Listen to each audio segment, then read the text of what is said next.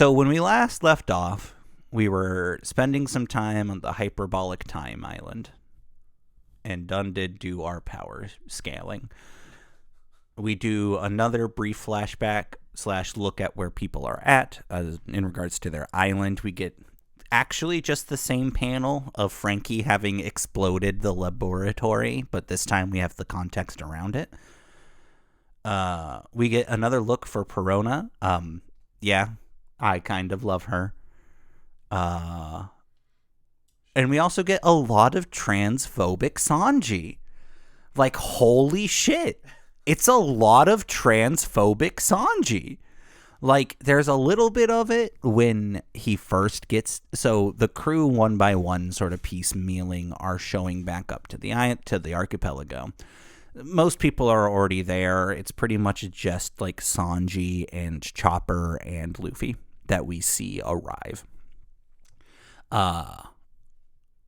Yeah, no, I mean, that's pretty much all that happens, except, like, Sanji's mean to the folks of Kamaland as they are dropping him off on the archipelago. He does thank them for the ride, but he is very mean to them. And then, as he is talking about his powers later on, he keeps describing them as monsters and just being more and more, not even dismissive, but actively cruel to them in retrospect, that, like, it's so uncomfortable to read. It gets bad. I mean, yeah, I mean, I just remember him being terrified of them, which, I mean, in and of itself is questionable. So, like, his training, quote unquote, is running away from them. Yeah. For the whole 2 years. But when he's talking about that's what he did, he again keeps referring to them as monsters as opposed to people. He doesn't even misgender them. He calls them monsters. And, like, he basically learned how to do the walking on sunshine. Whoa. The, like, walking on air thing from CP9. And he says that he learned it because when he ran out of ways to run away from the girls at New Kamaland, he started running on air. Yeah, it's unfortunate, to say the least. Yeah. Because, I mean, I was going to say that, like, that in and of itself is just, it's just sad because that's, I mean, we talked about this last time, but it is just, like, played for a joke when it's, like, a very real, a real issue. Yeah. And, like, the first woman that he see, like, the first biologically, like, female assigned at birth woman that he sees is Perona, because she's the one who's, like, hijacked a Navy boat to get Zoro back. Yeah. And the first thing he does is start sniffing her. Oh, really? Is this a panel? I don't even remember. Yeah. Yeah. It's real bad. And yeah, so this, like, arc, we shove up and ship out. We find out that the human trafficker, who's now just a friend who's played for a joke, who Sanji gave facial reconstructive surgery to, he was defending the Sunny until he got his ass beat. And then Kuma came by and started defending it. And it turns out that Kuma, whatever deal he struck with the world government, the final step before he let them make him a robot is he had Dr. Vanga Boys. Vegapunk, yeah. Vanga Boys of the Vanga Bus fame come in and program one last mission, which is he gets to go stand guard at the Thousand Sunny until a Straw Hat crew member shows up again. Yeah. So when Frankie, who got there first, gets there, a really beaten up Kuma is just sitting there and then goes, mission complete, and wanders off. Which is kind of a cool little bit. As an aside, this arc, New World, technically, it's Fishman Island, real horny in ways that are kind of indirect and awkward, but also the SBS, like the question corners, got real horny. Part of it is because it's like fan art question corners, and part of it is Oda just went in on being horny in the comments for this arc. Like, yeah, I mean, he kind of does that a lot. But he was like particularly here for it this time, and I'm like, okay. Well, we didn't. One of my favorite parts from when Zoro shows back up is how he like gets on the wrong ship, and then he like cuts it in half, and then he sinks it. He sinks it like an asshole. Yeah, because I mean, he is kind of an asshole. Like, he talks about how they were kidnapping him, and literally the rest of the crew goes, "You stowed away." I mean, so yeah. He just one cut sank this crew, and like, sure, they probably wouldn't have survived the trip to Fishman Island, but also like, come on, dude. There's this imposter Luffy who's like pretending to be Luffy since Luffy went AWOL for 2 years, and he has like a whole imposter straw hats. There's some bits with Chopper being dumb enough to think that like that's just who they are now after 2 years. It amounts to nothing. He kind of doubles down on the whole like these characters are stupid. Like that as a bit is kind of not everybody great. Is generically worse as characters. Yeah. At this point, like for all of Fishman Island, everybody has become so much more reduced to their one gimmick. Yeah. And it's kind of very upsetting. Yeah, it's interesting. I mean, it's interesting from a writing perspective because, I mean, that's a complaint that people like still have to this day is that the Straw Hats kind of like devolved post time skip. And yeah, it's like I do think a lot of that probably comes down to the fact that One Piece was so popular at this time that I think Oda just like kind of forgot how to write them. Well, I think part of it is that he just made the crew too big. Like, we have 3 to 4 characters, depending on how you want to count them, that existed to do the same thing. We have 3 characters that are or are called perverts. Frankie, Brook, and Sanji. And then we have Chopper, Usopp, and then a rotating third to just be a yelling face in the corner of the panel when other people are talking about the plot. Thankfully, Frankie isn't actually a pervert. He just dresses like one, and I'm very glad that he didn't come back from his time skip objectifying women. So that's kind of nice. However, he does have in what would be my favorite panel, but it doesn't beat out the Buggy staring at the cannonball panel. It might if he was centered, but it's Frankie in the corner showing off how his new cyborg body has nipple lights. He gave himself high beams on his nips. Yeah. Well, and did you get to see his changing hairstyles? Yes. Yeah. It was very fun. Yeah, we get introduced to the idea that like in the past 2 years, like the pirates that have come since aren't shit compared to Luffy and Trafalgar and Bonnie, and like all of their year was like an abnormally just good crop of pirates. They come across this caribou fella who smuggles his way onto their ship, or who assaults their ship while they are going down to Fishman Island. And then they kick his ass and stuff him in a barrel. For, again, one of my other favorite panels, he's in a barrel going, all right, the moment they let their guard down, I'm going to do some things. And Frankie just looms up next to him. Like, this is such a good image. I love it a lot. They get to Fishman Island. Luffy domesticates the Kraken with his hockey. Yeah. The Kraken punches out a giant, which is pretty cool. Like a Sea King? Or... No. There's this giant pufferfish fishman who's part of Decker Kane's Vanderdecken, yeah. Decker Kane's Herodric crew. I need you to get me the One Piece.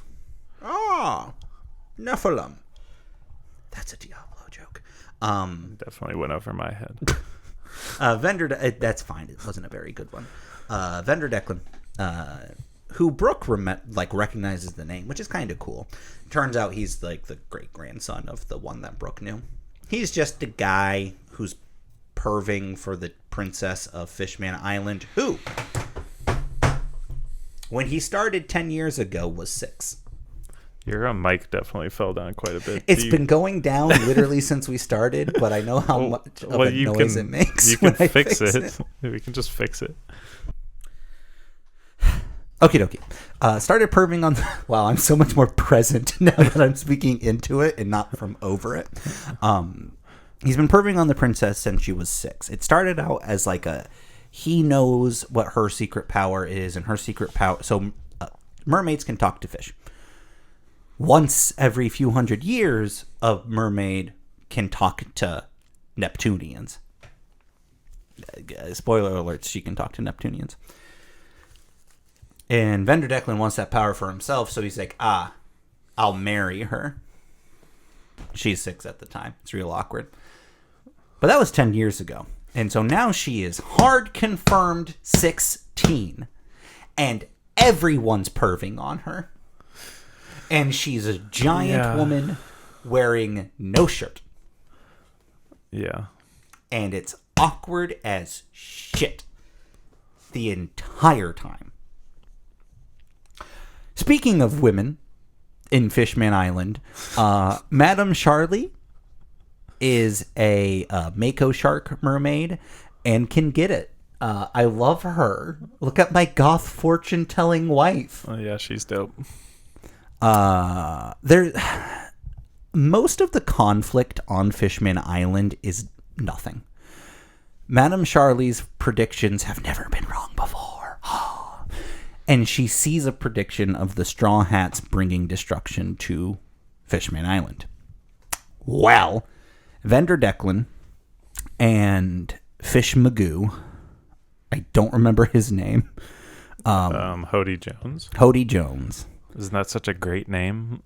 I honestly, I like it a lot because it's just like all right, that's a little wacky. Well, it's just funny because in my head, I always want to call him Hordy Jones with an R, but I feel like Hody Jones is just it just never sticks in my brain.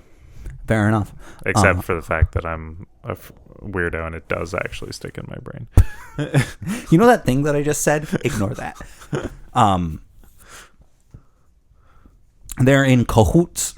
Vanderdeclan just sort of being out for personal power, and Hody Jones being... the whole arc of Fishman Island really doubles down on the historic slavery of fishmen and the race politics in One Piecea. Which is just what I'm assuming the Earth is called in One Piece. Yeah, and on the one hand, Hody Jones is objectively wrong. He's basically trying to organize Uno reverse, now we enslave you. But on the other hand, there is a whole lot of reparations that should be being made that aren't. And even the good guys morally are just sort of letting it chill. So there is an element of it that's a little uncomfortable because it's addressing a very serious issue in a way that's kind of dismissive. I don't know. That's definitely a conversation to be had because Fishman Island is kind of notoriously one of the few arcs that a lot of people don't like. And I've heard all sorts of different arguments, ranging from it's, the racism plot is just kind of like you said, a little distasteful. But also people just feel like it being the first arc, major arc post time skip, it just hard under delivers. I remember really enjoying it when I first watched it. I've reread it, but it's also been a couple years since I read the volumes. Do you want to know when the last time you read the volumes were? I know. How do you know? Because you left a plane ticket in the back of the volume 66. Oh, damn. Okay. Yeah. You were flying home. From where? I don't know. We can go look. It That's actually funny. was your plane reading. But what I was going to say about Hody Jones is he's a very interesting character that I don't know. I didn't feel like is that poorly written. Like his whole thing really is that he believes in what Arlong was trying to do, but also he's kind of the product of just like hatred being passed down through generations, which is a very real thing.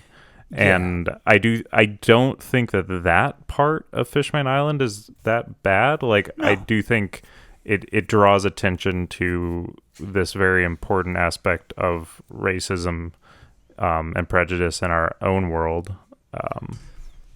Yeah, that's fair. I guess it's an unpopular opinion, but I liked Fishman Island in general.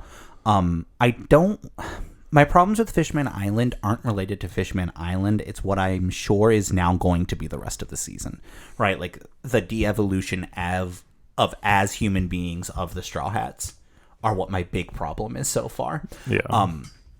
So I was going to talk about Hody Jones and so the reason why I brought up that like the whole discussion around race relations and race politics feels weird is because I don't think that I just don't think Oda is very good at handling serious matters. I think is what it boils down to. Okay. Yeah. I think he does fine handling characters having moments. I don't think they get enough of them, and what are there are oftentimes unsatisfying because he undercuts them with comedic moments or he doesn't give them enough time to sit. Yeah. But I think when discussing greater societal issues like racism, Oda's kind of handling it not great.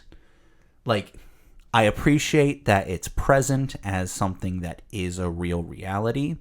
I don't know if the conversations around it are particularly productive or tasteful.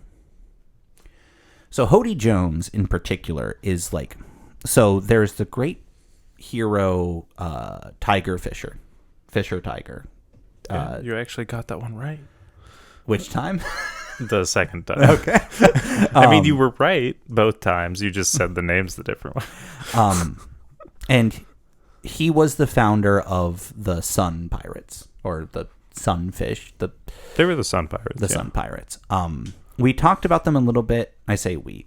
I don't know if I did, but the manga talks about them a little bit in the arc where the first time we're at the Sabaody Archipelago, they're the tattoo that Octopusman has on his forehead. They're the crew that Jinbei is from. We come to find out that Fisher Tiger is was a slave who then broke out. He's the one who liberated the other slaves regardless of their race. He's the person who freed Boa Hancock. Yeah. And his big thing was that he would not kill humans. He would go about messing up Navy and human vessels in his piratry, but he won't kill them because it devalues their struggle and it makes them no better, right? That sort of general idea. But on his deathbed, we find out that he is still very much, a man who's letting his hatred control him, because he could have survived if he took a transfusion from a human.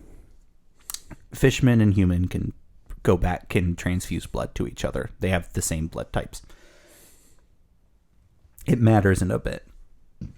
But he refused to get a transfusion from a human because of the historical law saying that humans can't get fisherman blood.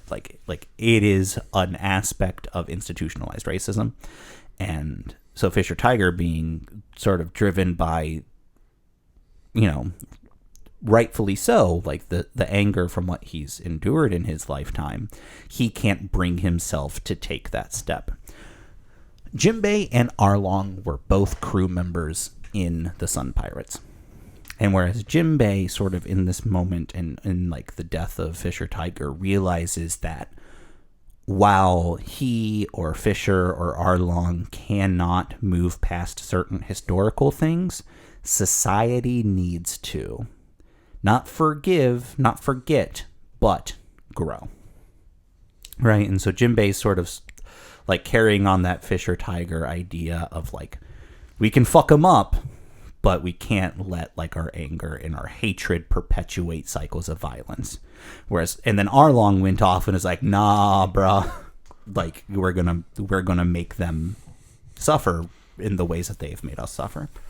Hody Jones at that time was like 6, right? Like Hody Jones was a babu, and so this is where the like race relations, race discussion sort of break down for me in a way that I'm not sure how well it's handled. The whole point of it is that Hody Jones didn't live through discrimination, didn't live through injustices, but rather he was sort of raised in a culture that was full of pain, and with that pain came hatred towards humans. And so Hody Jones and his like cohort are creatures of hatred. And there's the Fishman Prince sort of does this big monologue about how theirs is sort of a hollow hatred that's doomed to fail, and how they're sort of hollow men as a result. And that's where it kind of gets a little heavy-handed for me. The big like Fishman Island history thing is that King Poseidon, or not Poseidon, Neptune, King Neptune, and his hot goldfish wife, King Neptune just can't move forward peaceably. He's just, I've got too much blood on my hands to be part of making a peaceful world. But his wife's like out there like blah, blah, blah, blah. And so she's sort of this bastion of like peaceful evolution of society. All done in flashbacks. Kind of drags on. Yeah. Well, it's interesting because people have claimed that is the slowest part of the arc, but like that's one of my favorite parts, just because I mean it really builds. I mean it helps to make me care about what's going on in Fishman Island. You know, whether or not you do care is, you know, subjective, but yeah, then just the fact that like everything kind of falls apart after like she was so close to like achieving success in like getting the Fishman to like, you know, be able to go to meet with the world government and all that. Yeah, I think that she was a very important character, but I don't like, where I'm at is I don't like showing up to a place and having the important part happen in a flashback. I want to show up to a place while the important thing is happening, you know? I mean, yeah. But in this case, it was such an underdeveloped concept that they had to spend the time doing it, and so that's fine. Yeah. So long and the short of it is Hody Jones and Vendor Declan take all of the fishmen from the Fishman slums and go rah, overthrow the government because the government's too much of a pussy and they're going to move forward peaceably. That's the long and the short of it. Brief aside, Frankie actively seeks out Tom's little brother, and I really like that. That was Frankie and Nami both get some moments here in Fishman Island, which makes sense because, again, Arlong and Tom. Frankie doesn't get as much, but to be fair, he doesn't have a trauma to work through. I mean, he kind of does. He did watch Tom get like shot. But he worked through all of that in Water 7. Yeah. Whereas like Nami is coming, like, and Jinbei's the one who tells us the backstory of Fisher Tiger. Fisher Tiger. And so because Jinbei's like, as part of becoming a warlord, Jinbei got amnesty for all Fishman pirates. Yeah. which let Arlong out of prison and therefore free to terrorize the East Blue. So Jinbei sort of apologizing for that. And again, it's a lot of very interesting character growth for Nami, because she is like, she's at the point where she is like, just like, her trauma and her past lie squarely in Arlong's shoulders, and she's comfortable like being, well, not being, she is accepting of that, and she's not letting it sort of externalize and be generalized. Well, yeah, I mean, we sort of get a little bit of that in the Sabaody archipelago, where she's like okay to help Heihachi. Yeah, I mean, it's kind of supposed to be her trying to be the bigger person, because she could, like Hody Jones, like hold on to that hate and let that like define her. But like, I think that's one of Nami's strong suits. But I mean, that kind of goes back to the whole like character writing post time skip. Because, I mean, like, as we're talking about it, I just keep thinking about how, like, I feel like what Oda decides to focus on post-time skip, unfortunately, is less of the characters and more of the, like, I mean, he's gone on the record in the past saying that his favorite thing to do is just come up with new places and new people and new characters for you to see. And I feel like that kind of, because post time skip, it's like at such a popular stage that he can kind of just do whatever the fuck he wants. That kind of unfortunately becomes the focal point of a lot of the arcs going forward, and this is the first of the first time you get to experience that. Unfortunately, is like he just is like he's trying to build this whole new world around whole new world.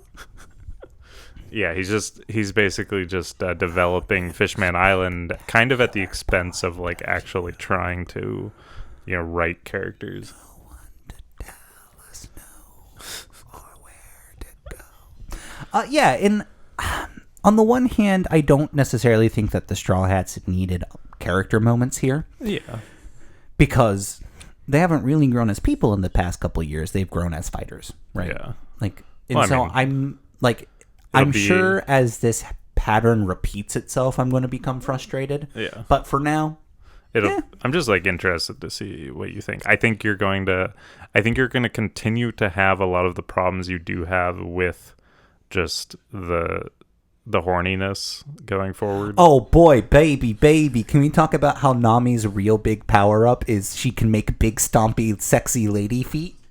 I don't remember that. What? The Mille Fleurs, her big power up is she makes giant feet. Oh, Robin. That step I thought you on. said Nami.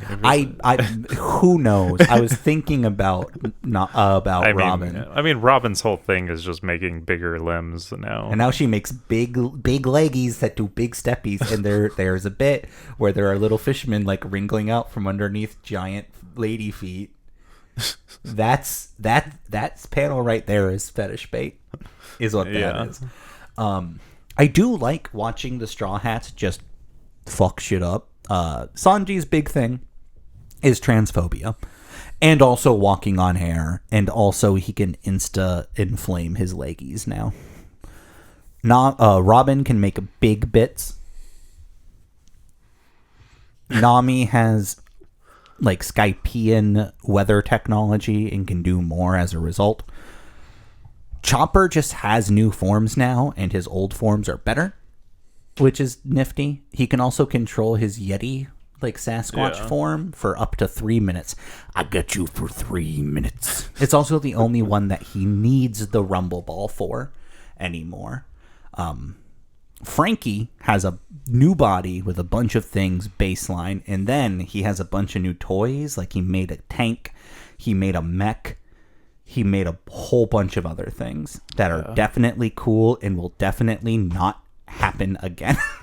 What do you mean? The tank's not going to show up again. Yeah, well, it does. The like Lieutenant Frankie barrel looking ass thing, like that's gonna, the General Frankie, General pirate, Frankie, that's gonna stop being relevant real soon.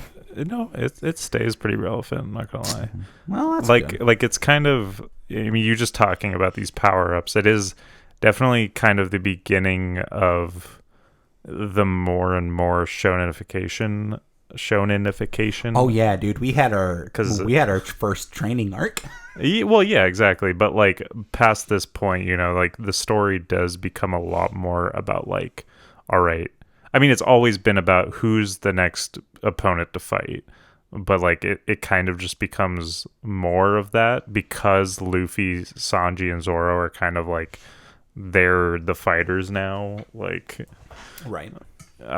I mean, they all get really good fights, but like I think the balance of fights pre-time skip is definitely much better than it is like post-time skip. Honestly, one of the bigger problems with the fights in this arc are the only thing that Thriller Bark did well is it split the team. Yeah. So that the team could have individual fights. This doesn't do that, and so as a result, the fights are so nothing. There are some cool moments in the fights. So, for example, all of Bodie Bones, like lieutenants and like official officers, they're like set up to be like these spooky ooky. And there's a bit where Hody Jones is like haunting them, and Luffy just sort of casually strolls through an archway of like all of his officers, not even looking at them, because he knows, and what happens is Sanji and Zoro and everybody jumps in and intersects and starts squaring off, and it's actually like a legitimately cool couple of panels. Yeah, I love that. We have also entered the fucked formatting era of One Piece.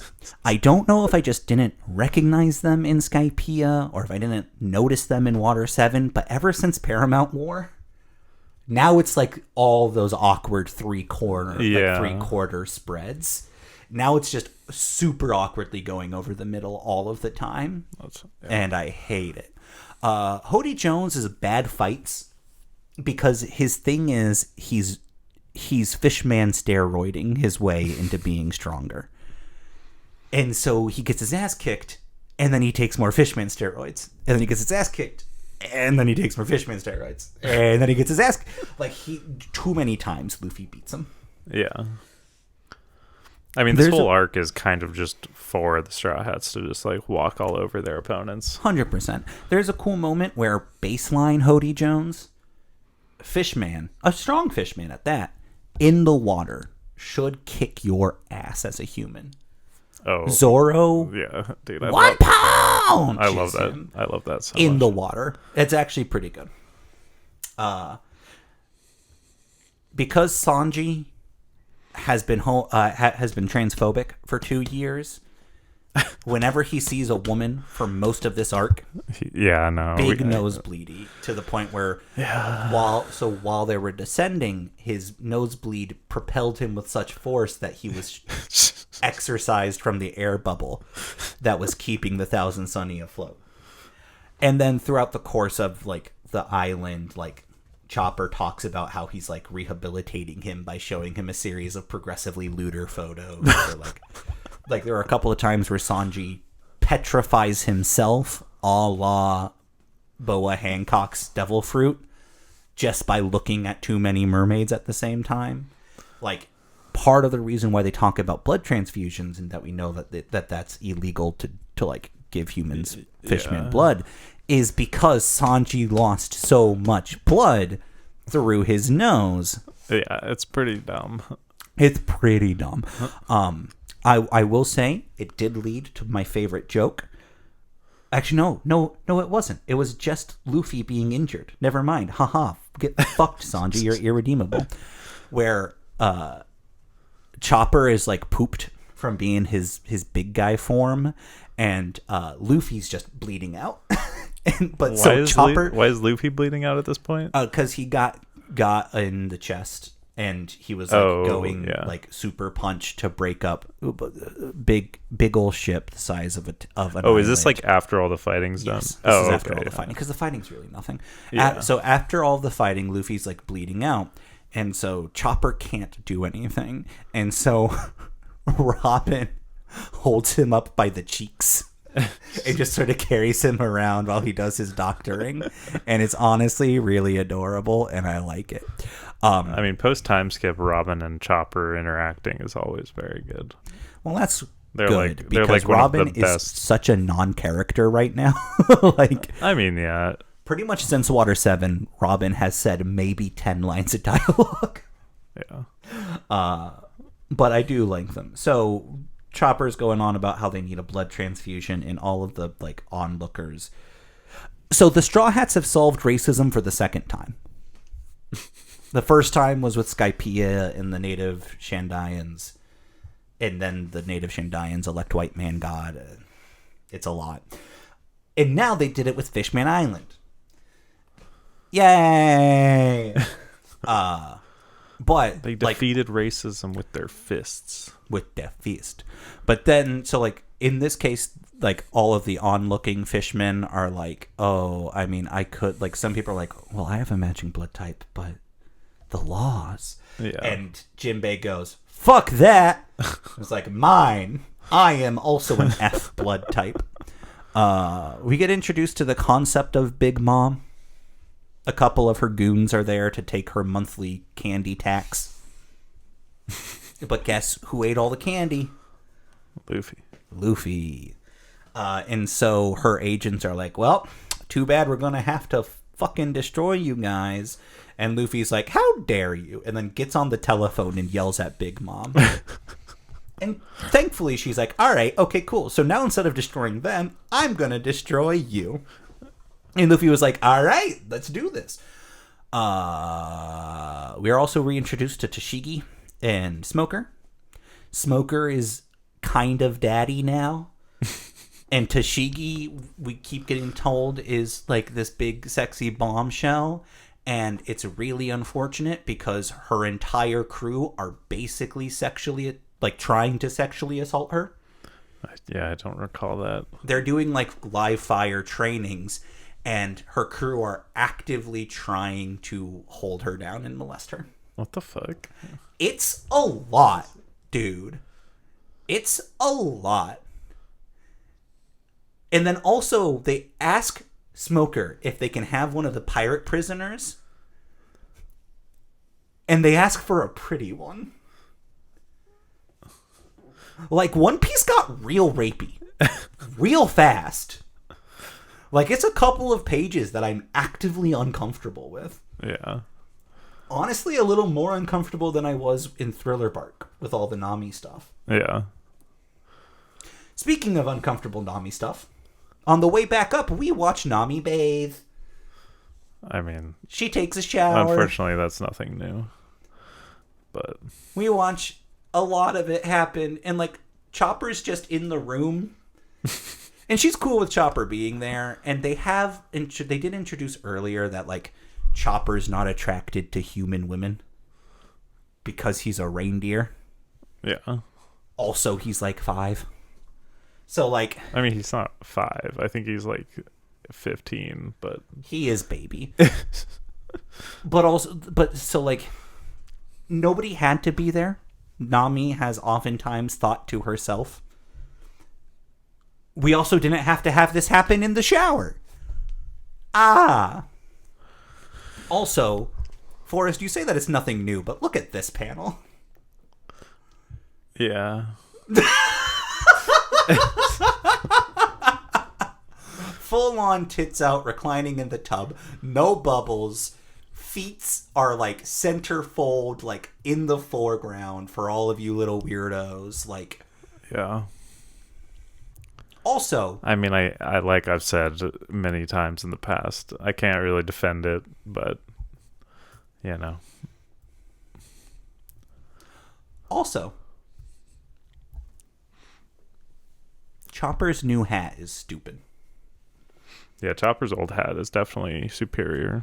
He went from having a cool-ass top hat to this new, like, round beanie-looking thing.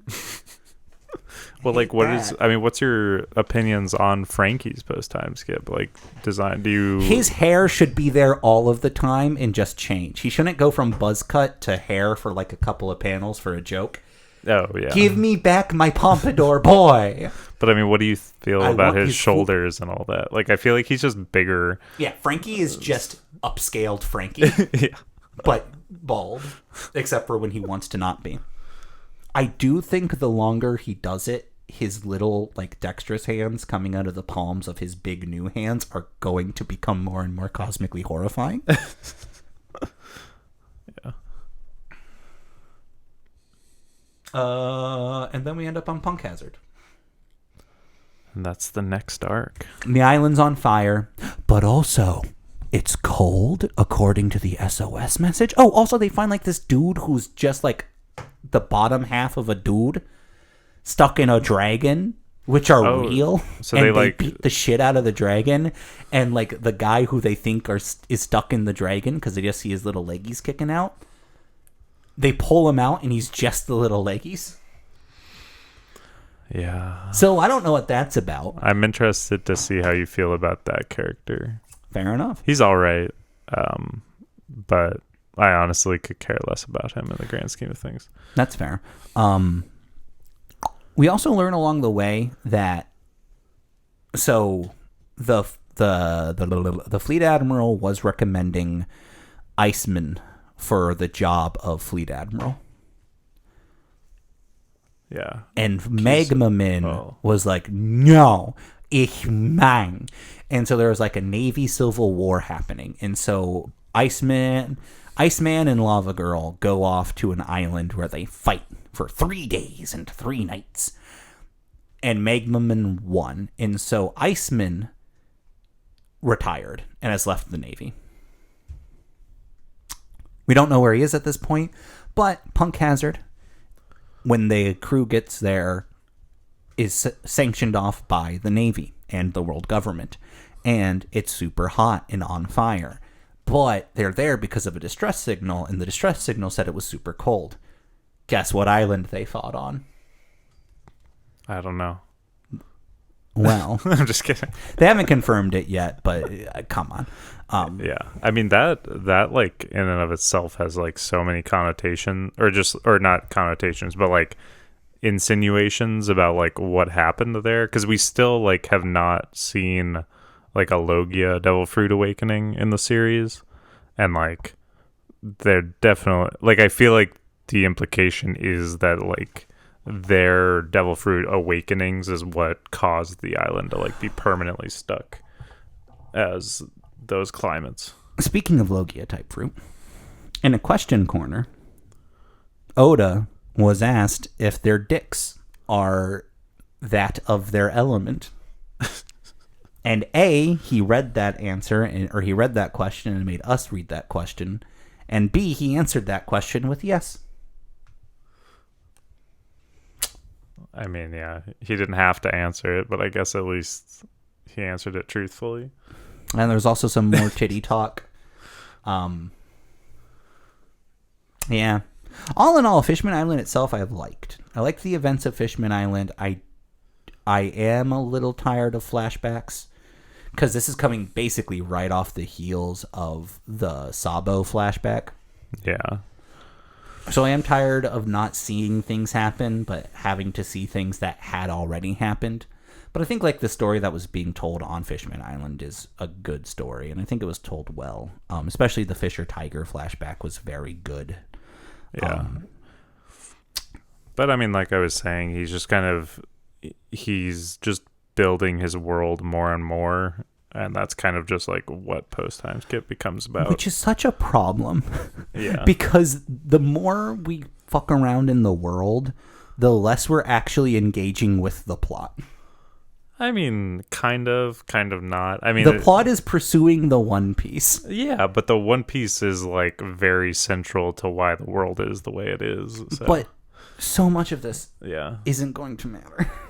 And I'm sure of it. Yeah. Because like ultimately the biggest problem with One Piece so far is that nobody's a person anymore, because Oda doesn't know how to keep a long form character alive. It's why Zoro's reduced to his joke. It's why Sanji's reduced to his joke. It's why Nami's been reduced to whatever the fuck he wants her to be for the particular panel.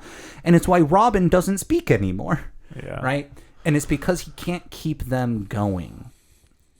as characters that we care about. He doesn't know how. Yeah. And so the more we're just messing around islands, the more time it is for them to be bad characters. I mean, true. Yeah. Frankie, Brooke can control ice magic with his sword and project his soul now, by the way.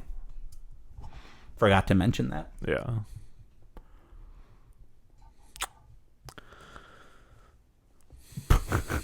I don't really have a whole lot else to say. It's just interesting because, like, you know, I know all of this, like, horniness and sexualization is there, but I feel like just, like, every time the 2 times that I have experienced One Piece, I just, like, didn't really think about it that hard.